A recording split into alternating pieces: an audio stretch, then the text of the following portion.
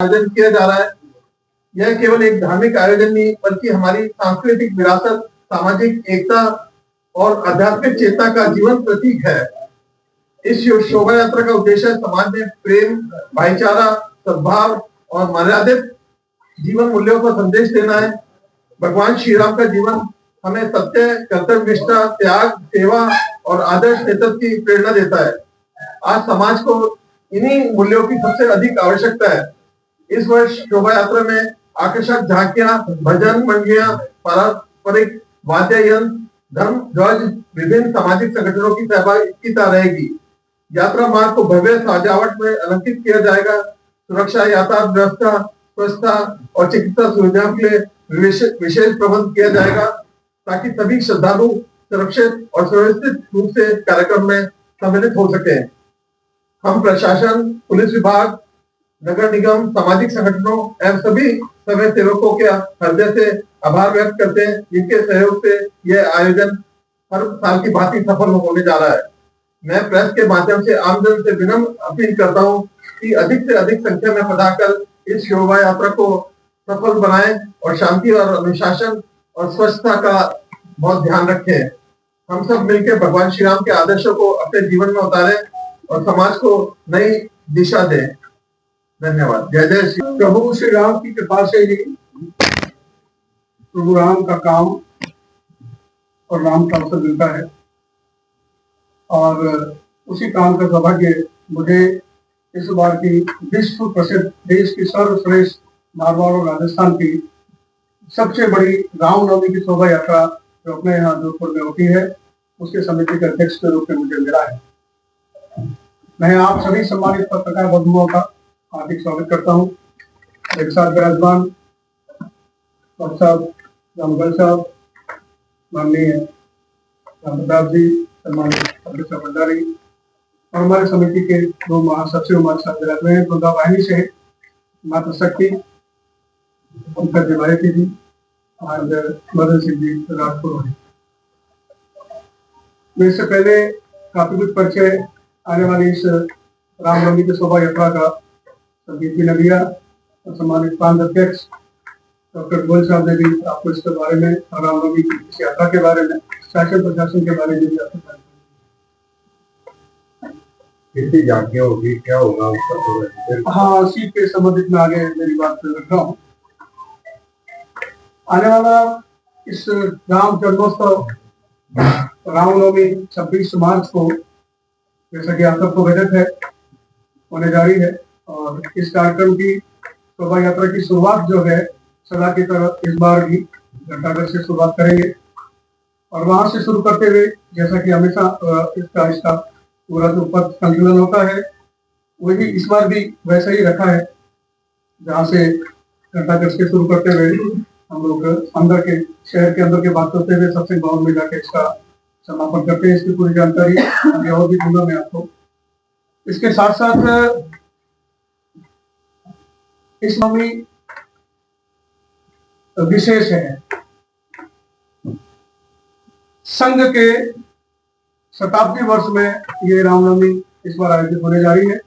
इसलिए आयोजक मंडल, विश्व हिंदू परिषद, राष्ट्रीय स्वयं सेवक संघ, भारतीय जनता पार्टी, इन सभी प्रकल्पों के द्वारा अलग अलग संयुक्त प्रयास से हम लोग इस बार और इसको भव्यता देने जा रहे हैं।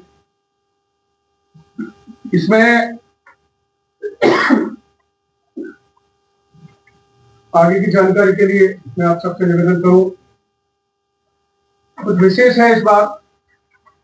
महाराष्ट्र के कलाकारों द्वारा प्रस्तुत तुलजा भवानी अपने गण और वाद्यों के साथ होंगे, जो सबसे बड़ा आकर्षण का केंद्र होंगे अलग अलग झांकियों में। ये भी एक महत्वपूर्ण होंगी।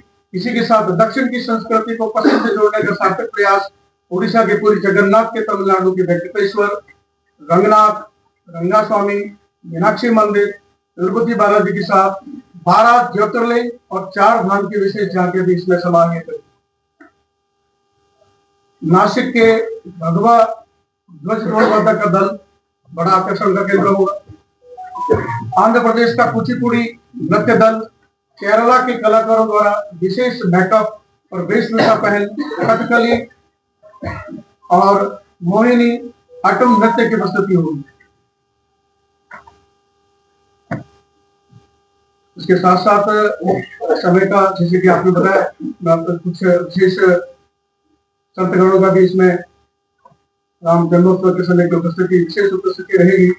उनमें से डॉक्टर राम प्रसाद महाराज जी, विंग मार्गदर्शन मंडली के सदस्य संत अमरदास जी महाराज, पश्चिम पीठाधीश्वर जगत गुरु रामानंदाचार्य वेदी वल्लभाचार्य जी, सेनाचार्य जलानंद गिरी जी, शांतेश्वर महाराज जी, हरिराम शास्त्री जी सहित कई संतों के सानिध्य राम जन्मोत्सव, रामनवमी की शोभा यात्रा के समय इन सब का सानिध्य मिलेगा। तो 500 झांकियां निकलती है, तो अब से थोड़ा व्यवस्थित किया है कि पहली 100 झांकियां जैसे सुबह 10 बजे शुरू होगी, हम सबको नंबर दे रहे हैं। उसके बाद 100 के बाद की जो झांकियां हमको हम बुलाएंगे ही लेट झांकियां, जैसे जो आज जिसका 400 नंबर का रही है तो उसको 4 बजे नंबर आता है, तो हम उसको बुलाई लेट रहे हैं, जिससे कि धूप में जैसे हर बार तंग हो जाते हैं कार्यकर्ता, तो झांकियां लेट ही वहां पे आए। और नई सड़क पर हम एक साइड में इस बार छाया का इंतजाम करने की, नई सड़क पर जैसे भीड़ लग जाती है तो झांकियां जब धीरे धीरे आएंगी तो गर्मी के अंदर इतना इस बार ठीक परेशानी नहीं आती है। गर्मी को देखते हुए एक कार्य इस बार और विशेष हो रहा है। हर झांकी के अंदर साथ में पानी के कैंपर चलेंगे, कैंपर होते ही है और टेंट की व्यवस्था पूरे रस्ते रहती है। अपने टेंट की भी करा रहे हैं। कैंपर होने से जो झांकी के साथ चल रहे हैं या झांकी के अंदर जो है कलाकार, उनको दिक्कत नहीं होगी, पानी की सुविधा से गर्मी से राहत मिलेगी। मेले की क्रमबद्धता जो है, कई बार आधा घंटा पौन घंटा गैप हो जाता है, तो वो कंटिन्यूटी के लिए जो देखने वाले दर्शक वक्त है, कोशिश की है कि जगह जगह कार्यकर्ताओं को हम बिठाएंगे और जो उसमें गैप नहीं रहे और थोड़ा व्यवस्थित रहे, और जो झांकियों की जो नई सड़क पर भीड़ लग जाती थी उसको व्यवस्थित रखते हैं। आपने काउंटर थे मीडिया कर्मियों के साथ कभी नहीं लगती हमारे साथ तो बाउंसर नहीं थे, अभी होता है साथ का जुलूस और शोभा यात्रा को बढ़ावा देने के लिए ऑब्जर्वेशन हो रहा जाता है, वो अपने आप और वो चमनागिरी करते हुए चलते हैं और नहीं, हमने इस बार नहीं, बाकी अभी ठीक प्रस्तुत आया है।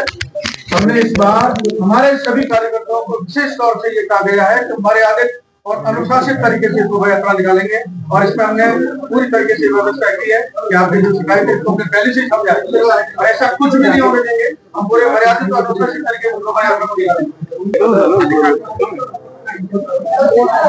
देखो लेकिन नजर नहीं है नाम से ये रही